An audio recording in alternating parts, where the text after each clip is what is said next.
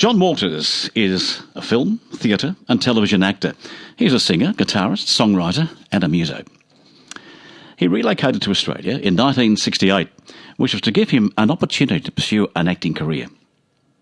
John's first big break was in the musical Hair in 1969.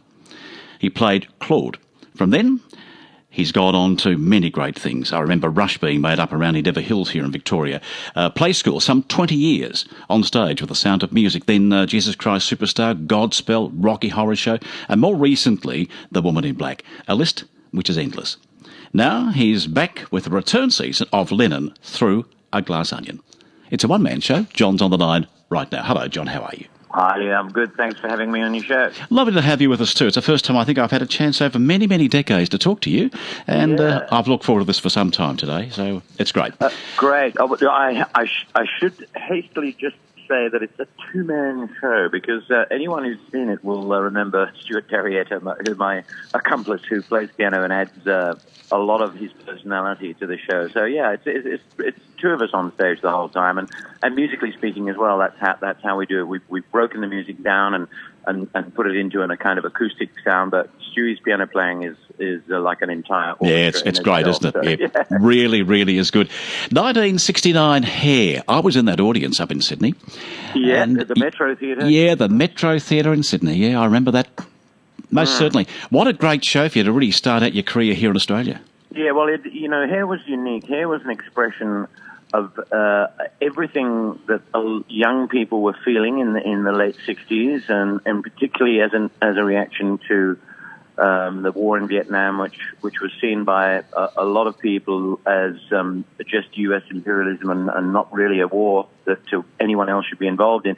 And it was like a cathartic time for me because I think I matured a lot. I grew up during those 2 years doing Hair, and I learned a lot about politics and philosophy, and it was a big deal thing for me. I think it was a timely show, as you just said. 1969 was an era where, there was a sexual revolution, there was the war, as you just said. There were so many things going on in people's lives, and then we had this Hair that came up and really confronted us. Yeah, and it's hardly surprising that the era produced such a lot of great songwriting. I think that the political and the satirical content of a lot of the rock pop music that was around reflected the times, and I feel privileged to have been around in that era.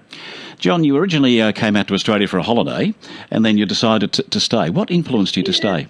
Well, when you say holiday, it was a kind of a working holiday, a bit like today's backpackers. Under the old immigration scheme, for £10 you could come to Australia, and you forfeit your passport for a couple of years. So after that, you can get it back without owing anything to the Australian government. I thought, well, I'll do that. 2 years working in Australia will be great for me. The band I was in hadn't got a recording contract, and I thought, that's the one thing that's missing. I'll just go to Australia and see what it's like there. I only had one uncle who'd been in Australia and lived there for a while to go on, and so I arrived. I did some exciting things working on a station in the outback, which was really great. But then I was, inexorably lured back into the big city and the music scene, and auditioned for Hair, and that put me into the theatre scene. So, a lot happened in those 2 years.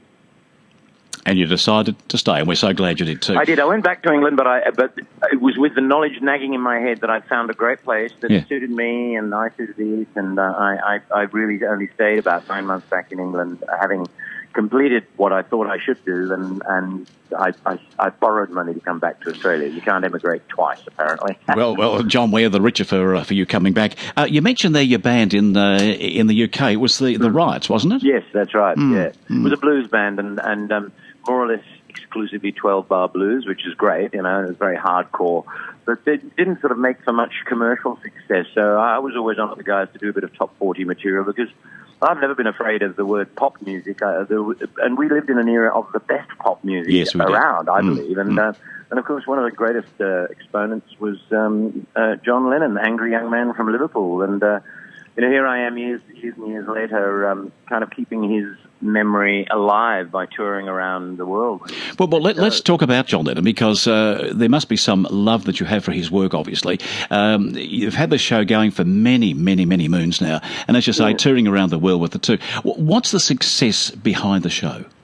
I think what I did in deciding to do a show based on Lennon was somehow I chose the right thing, not to do a cover act, not to do a kind of piece of happy, clappy Beatles song entertainment, but to do a serious look at what the man himself was like.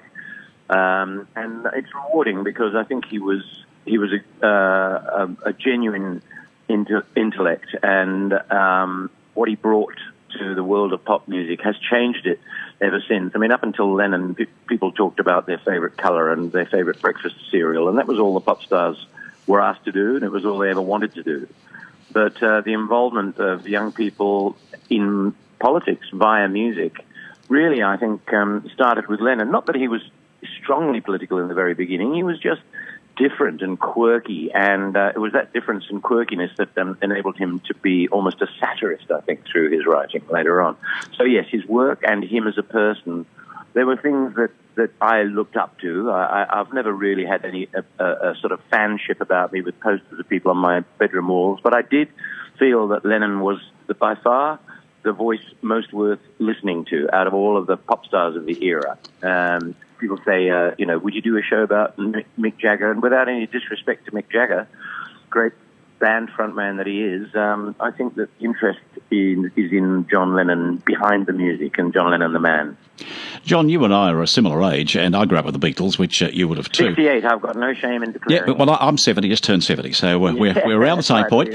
Yeah, so we grew up with the Beatles. Talking about Lennon there, were you in love with the Beatles music generally? Oh, I loved it. Yes, it was very new and very different, and yet it was in the slot of what we'd liked to be listening to. Beatles drew their inspiration from the Black American music, the rhythm and blues as we knew it, and R&B meant something to us back in the 60s that it's a word that's been appropriated by a different kind of music. But when I heard them, I thought they were perhaps a Motown band, American. I heard them on radio, and with all the high voices, I was pretty sure there was some females in the band as well. And then I heard them talking, and they turned out to be scousers. It was quite great. You did that very well. Well, I lived around it for quite a long time when I was a kid. Yeah. You grew up I grew up in southwest London, but you hear every accent under the sun when you're living in England, and it's kind of rich with all these different voices. The show that you're presenting is coming down locally down this way too. Somewhat 31 songs in there. Yeah, we touch on some songs, so, we do a lot of them we do in their entirety, but some songs are a verse and a chorus to reference a song, and then the monologue continues. So really it's a kind of, it's a patchwork quilt, if you like, of music and spoken word. And there's not really a linear story. First he did this, and then he did that, and then it's like thoughts of John Lennon spoken by me, or imagined by me, really, because I wrote the monologue. And interspersed with the music that illustrates how closely to his own life he wrote his songs, and I think that's the interesting thing about him. John, you were saying there about when you wrote this, how many months or years did it take to put it all together? About 3 weeks. Is that all? No, it truly, wow. I'd say it was, that's a slight exaggeration. It was probably 6 weeks. I had an emergency call from the two guys who ran the Tilbury Hotel in Sydney, and they had a great entertainment room there. It was small, seated about 85 people. It was a very funky thing. It was known for its cabaret shows. And they rang me and said, "Have you got a show? We've got someone's pulled out, and we've got a 4-week season going." But it was 6 weeks away, and I had been toying with the idea of this Lennon thing, and I said, "Yes, I've got a show. I'll do it." But then I had to sit down and write it and rehearse it and get it on. And so I rang Stuart Darietta, my close friend and musician, and said, "Hey, we've got a gig here. Let's do it." And there's something to be said for having a deadline to work to. It makes you work very hard. I sat down at a desk, and for 10 hours a day, I wrote and thought and compiled this show. And then for the next 2 weeks after that, we rehearsed it, and Stewie provided all these musical arrangements and ideas, and then we were on. So, John, what year was that then when you first performed it? And that was 92, the beginning of 1992. So it's been going ever since. Well, yes, in some form or another, it's been brought back. You know, we played the show for 2 years back then, till about 94, and then we didn't do it again until the year 2001. And we thought, you know, it's time to bring Glass Onion back, and people were saying, when are you going to do that Lennon show?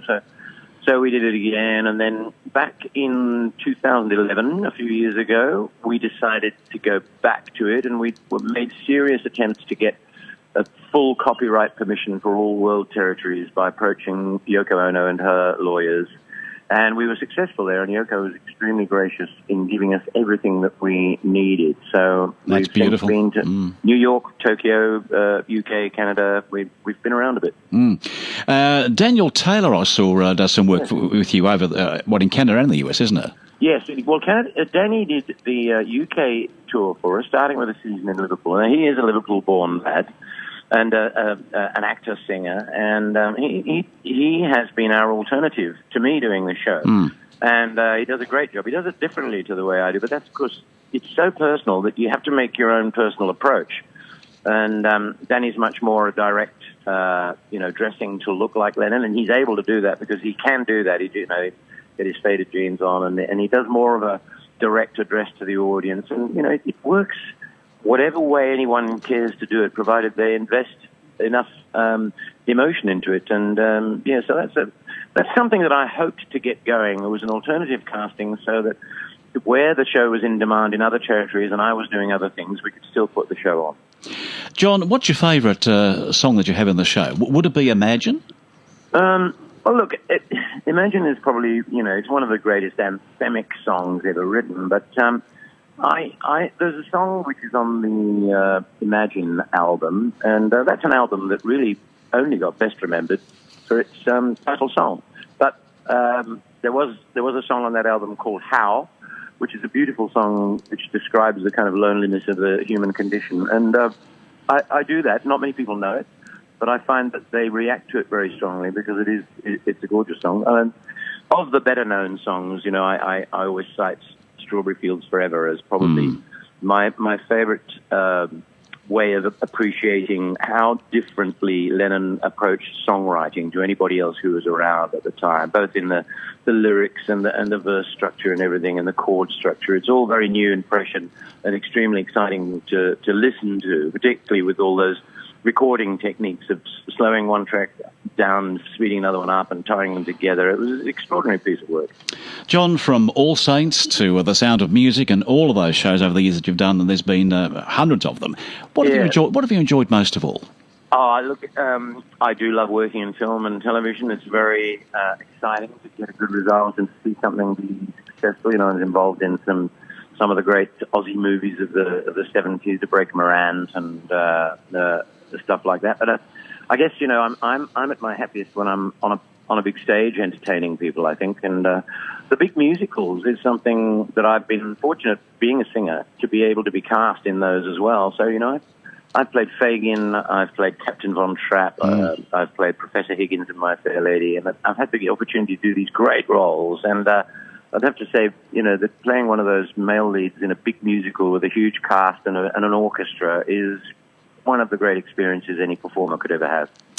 John, I've seen you in a lot of those shows and totally enjoy them. And I said earlier in the intro, Rush, which was made up in Endeavour Hills out of Dandenong here. I remember that set very, very well up there. It's all housing. Yes. It's all housing. It was a very now. muddy set out at Listerfield. It was always raining. It was always raining. It had rained, I think, for about 2 solid years. I think so. Which we don't get anymore, but we used to get it then. Yeah, that's right. Yeah. But, no, that was a beautiful invention of a show by Jim Davin. Lovely set. Yeah, and it was fantastic. It was like, it didn't require any acting. You were there. I rode from the corral to the lunch room on my horse to have lunch, and I was in the costume and surrounded by the actual trappings of the 1850s, and it was easy to put yourself there, Must have been an experience. John, I wish you well for the show. It's coming to the Frankston Performing Arts Centre there on Sunday the 11th of June. Yes. That's only 4 weeks away from now. And for those... Great. Sorry? Yeah, no, I'm looking forward to that. I'm finishing off a job in the meantime with the Sydney Theatre Company, and I'm looking forward to getting back out there because Frankston's actually been a very welcoming place to us in the past. It's a lovely theatre. Friday, just before that, June the 9th at Warrnambool. You're at the Lighthouse Theatre there. For those listening online, the Capitol at Bendigo on the 10th and Frankston, of course, on the 11th. And the show continues up to the 24th of June. Please look on the website of John's to get all those details. John, great to have caught up with you today. Let's do it again. Let's not leave it 20 or 30 years next time. We'll do it again. No. Nice to chat to you, Nate. You too, John. Okay, take care. Bye-bye now. Cheers. See ya. John Waters, my special guest.